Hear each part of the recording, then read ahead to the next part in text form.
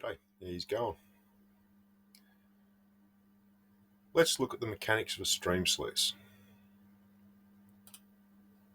So there we've got the flare at the front, the channel, the green I'm just going to put in as miner's moss. That we've got a Hungarian riffle, which is represented down there in the cross section. That's just a square, the old-fashioned rocker cradles. They used to just have square bits of timber. That used to hold them. Basically, they used to just use like chaff bags and hash and anything. If your food and you had a flour bag and you're finished with your flour bag, quite often you'd put that in your cradle and that would help catch the fine gold. So it's just whatever material we're going to represent as the green, and down the bottom we've got some expanded mesh. So what I want to do is just show you basically how the water flow first is affected by different obstacles in your sluice, and then we'll look at how that affects where materials drop out, such as gold. So let's go down to the bottom one. We'll go and have a look at that one and we'll start adding some details to it. So we'll put a layer of water in. And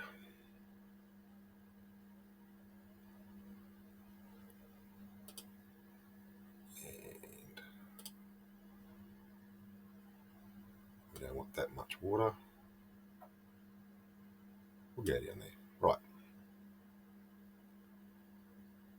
Let's say half fill it.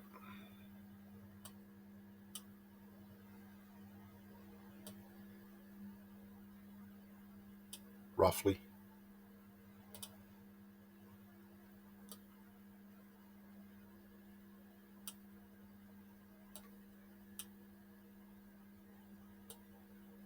Paint's a handy tool. I should have been using it years ago to explain a lot of the stuff. But anywho, I'm doing it now. Right, so we've half filled our sluice with water, which is roughly what you'd want to do when you're out and you've got it set up in the stream. Just fill that in.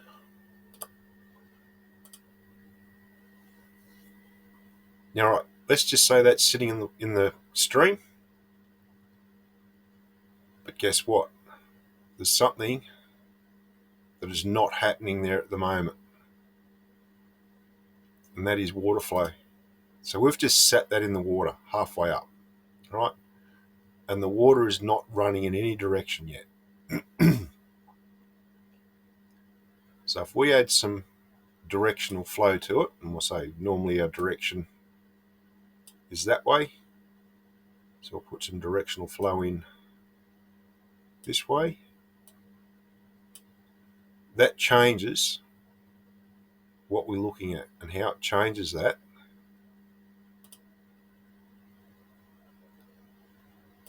is like this.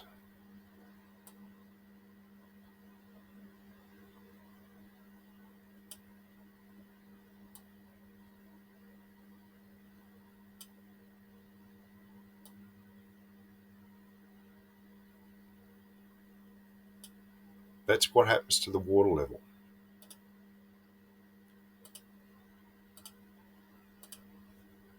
Because you've got an obstacle in the flow, and this is your water level, it can't flow through the obstacle, so it's got to go up and over the top of it. So your water level changes, it goes up and down. So basically it just magnifies this shape and pushes it up.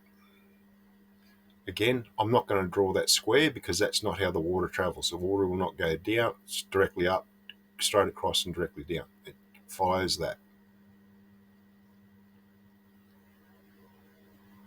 So what's going on is it's trying to maintain the same volume of water up and over the obstacle. It's got to go somewhere. If you remove the flow, then that water will sit perfectly level in your sluice. So we've got directional flow.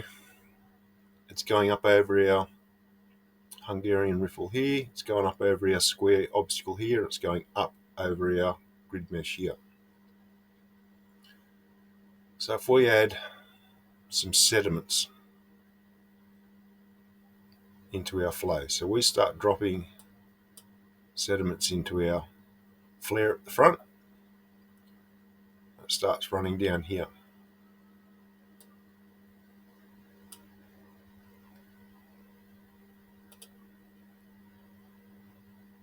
They're going to run down, and we'll just fill in where the sediments are going to sit along here.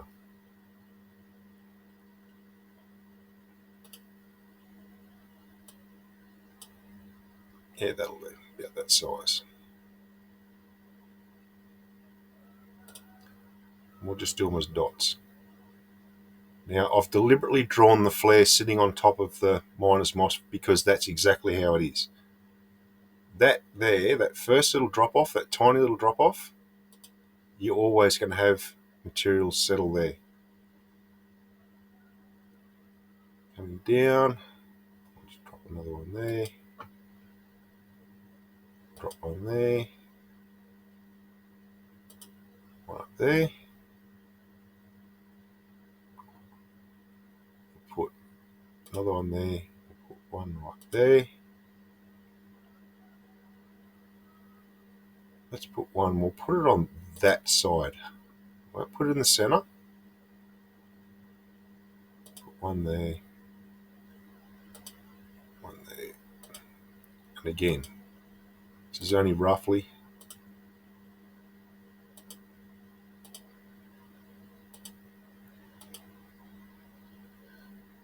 So that's where your sediments are going to travel, your fine sands. Anything that's got a bit of weight to it is going to just bump along the bottom. So our first riffle is angled. It's angled to the flow, so it goes up like that. Everything goes up and over the top. So you're not going to get a great deal of stuff settle here because you've still got the full force of that water applying pressure to all these things that are bumping along the bottom. You can say force. I use pressure because technically what you're talking about is force, the force of the water, all right?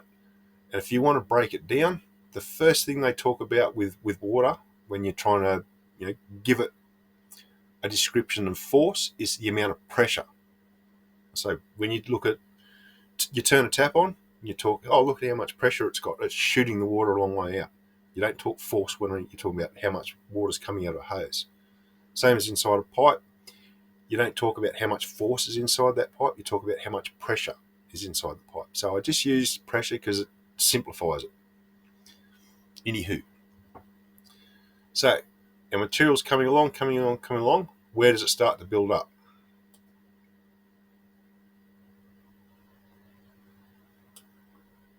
In behind this riffle's the first one. Not so much on the front. If it's really heavy, it won't go up there.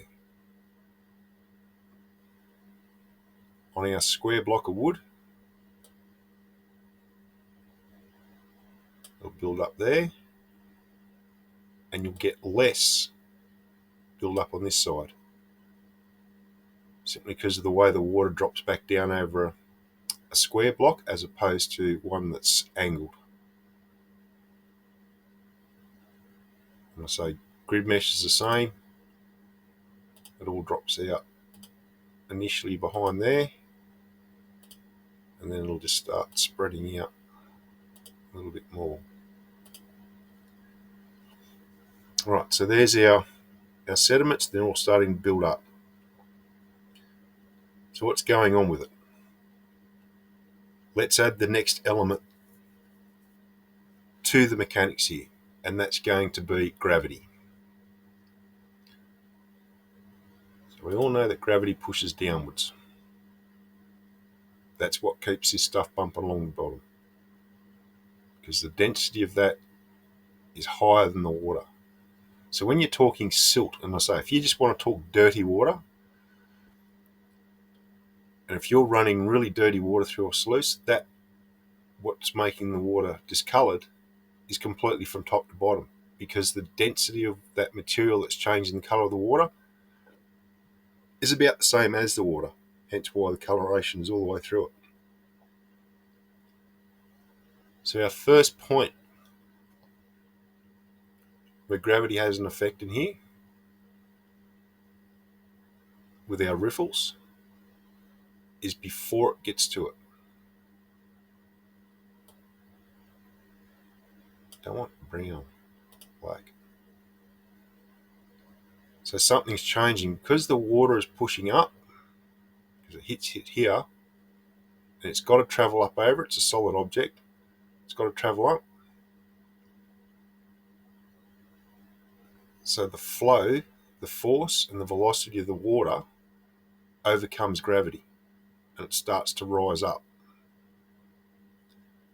Again, once it gets to the top of the riffle,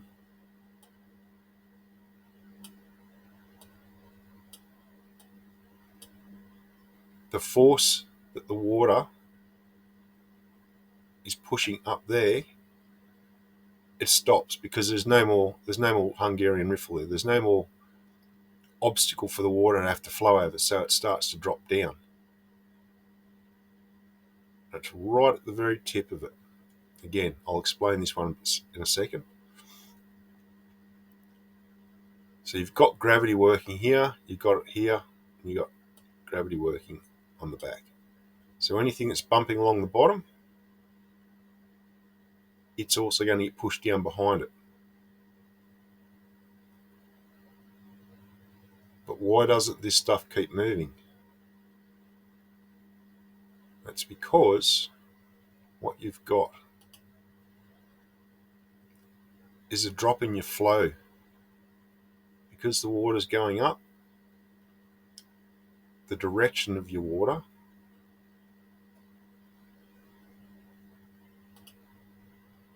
because it's got momentum and it's got density, it wants to keep going that way. But your sands and all your heavies and that, they want to drop out of it because there's nothing there holding it. It's only the water that's holding it in suspension because of the velocity of it. As soon as you start dropping the velocity off, nothing much will stay in the water and it'll all settle out to the bottom.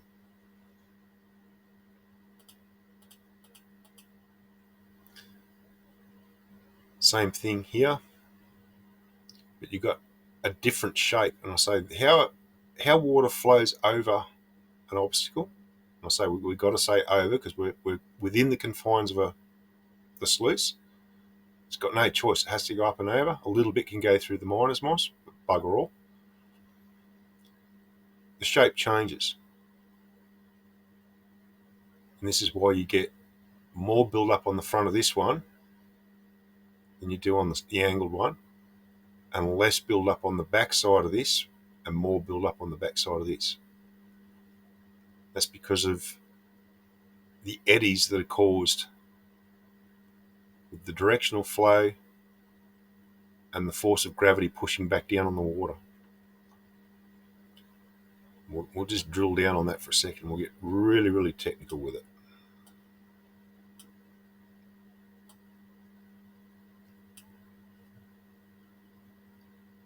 We'll just go freestyle.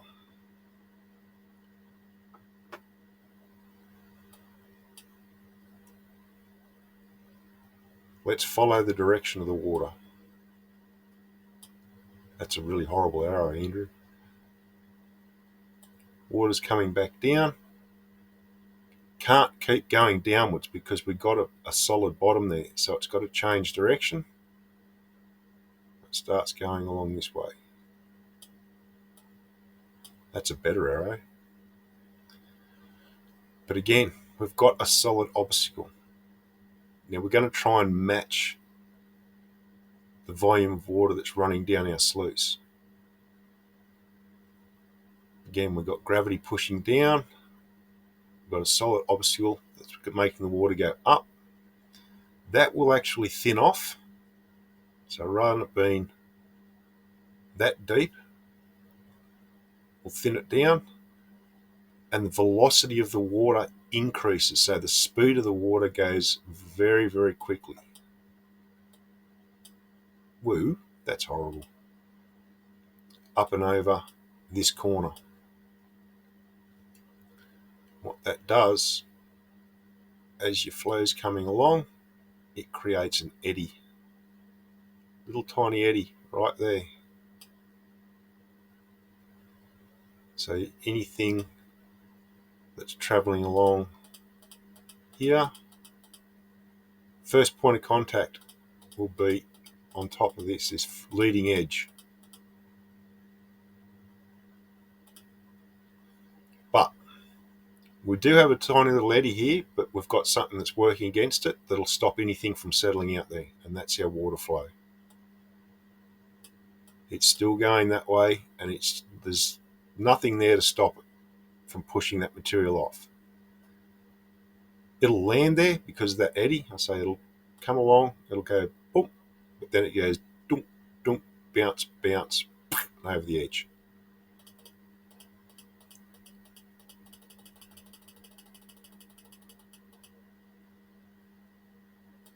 Following along, comes up, we get to here, and it starts dropping back down again. This is why you get a build up here. Why do you get less material built up behind a square obstacle as opposed to an angled obstacle? Again, we're talking about the eddy that is created. So your water flow starting to push down this way a bit. We've also got water flow coming this way. So what happens is we get an eddy.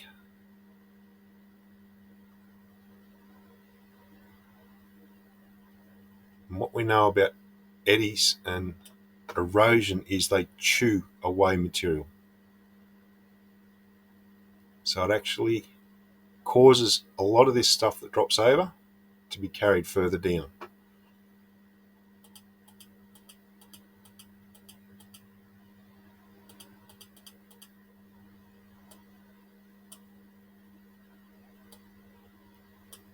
If you average it out, the material that's caught here is about the same as the material that's combined with that and that.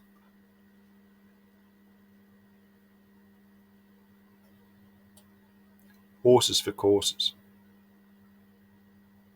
If you're running, let's say you're running river gravel and it's classified down to roughly the size of marbles, they're going to go up and over that and keep going.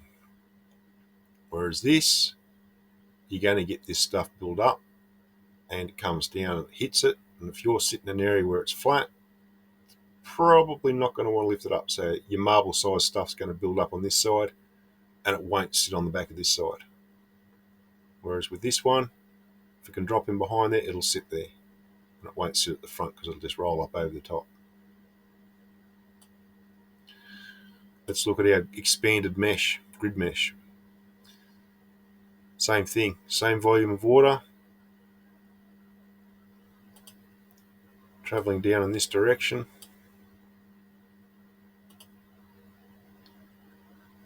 It's just a miniature version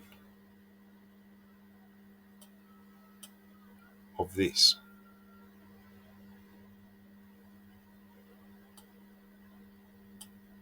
But what's going on with expanded mesh is you've got a lot of obstacles. But all of this is obstacle. So what that's doing with the water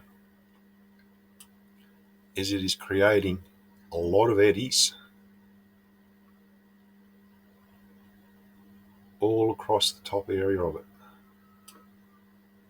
Getting little tiny eddies in behind your expanded mesh. but it's creating eddies the entire way across it. Now, if you had Hungarian riffles and you put them in the sluice all very closely together, you put the spacings very, very closely together, you're going to get the same effect as expanded mesh, but just in a larger size.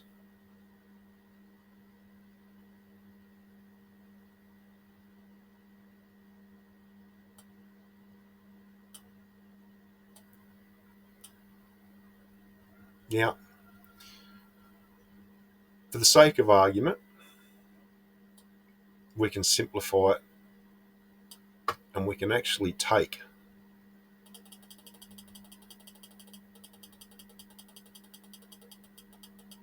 some of this stuff out and we can still catch gold with it.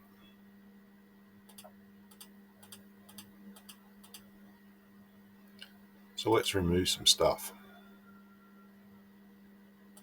And I'll explain how this works.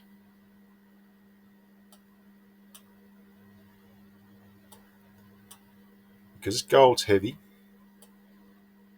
it will travel along the bottom. Right, the only thing that's going to cause it to rise up is if there's an obstacle there or there is turbulence in the water.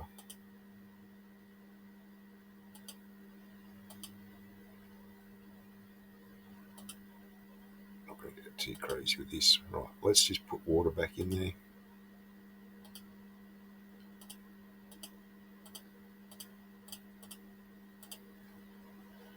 So we can just have miner's moss. Nothing in there. No, we're not going to put riffles or anything like that in there. Just miner's moss. We're going to hold it in there magically. All right. We're not going to put any bolts or anything sticking up. We're not going to do anything to affect the flow of water, the velocity of water running through there. So what's going to happen with our gold? We're feeding material into the head of it, up into the flare.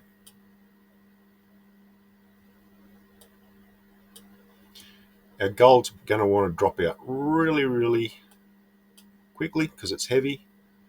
So this is the first spot it's going to land because we've got that tiny, tiny little eddy there. Right, even though I've removed everything else out of the sluice, that's the first spot gold's going to drop because you've got an eddy right there. Then what's going to happen with the gold? It's going to continue bumping along the bottom. The more it goes down here, the less turbulent the water is going to be because your flare at the front creates a bit of turbulence. But the further down the sluice you go, the more that water will flatten out, it loses a lot of its turbulence, and what they call laminar flow. So it's just a nice straight flow, not too much change in it. So your gold just starts dragging. It's not bouncing, it's not going up and down. It just drags across the bottom.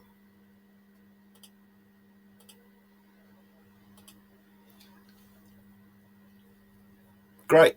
So now we've got all our gold and it is 100% in contact with the miner's moss as it's traveling down. Will it catch all that gold? That depends. If your gold's that big, nope, it's not going to catch a single bit of it. Because the miner's moss, it's got tiny, tiny little holes in it. And if you've got a peg that's twice as big as the hole, it ain't going to go in there, no matter how hard you try and push it in. So if you've just got miner's moss in your sluice and you're working super fine gold, like I mean flour gold, guess what? You've got a huge amount of surface area in which to catch gold. The entire area will catch gold. From there to there.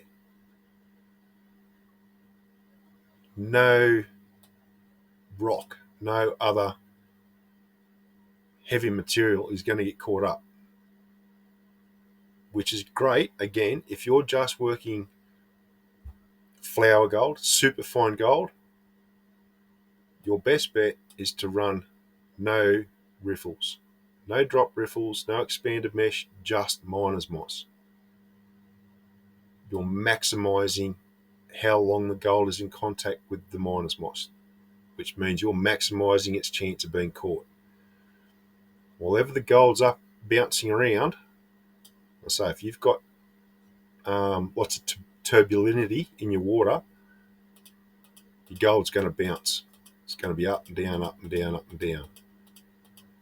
The only chance that gold has of being caught is if there's an obstacle in the way where the flow is reduced enough for it to drop out. So if you want to catch bigger gold, you've got to start putting obstacles in your flow.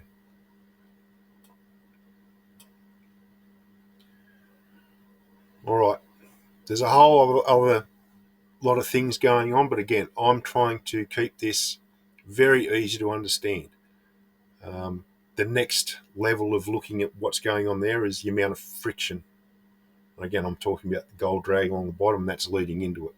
But you've also got friction on your angled bits, and you've got friction on that. Not going into that now. Hope you found this interesting. Hope you found it helpful. As I say, horses for courses. Depending on the material you're running, will depend on your setup. All right, get out there and get into it. Hope you're finding lots of yellow. Until the next video, have a good one, and I'll see you all later.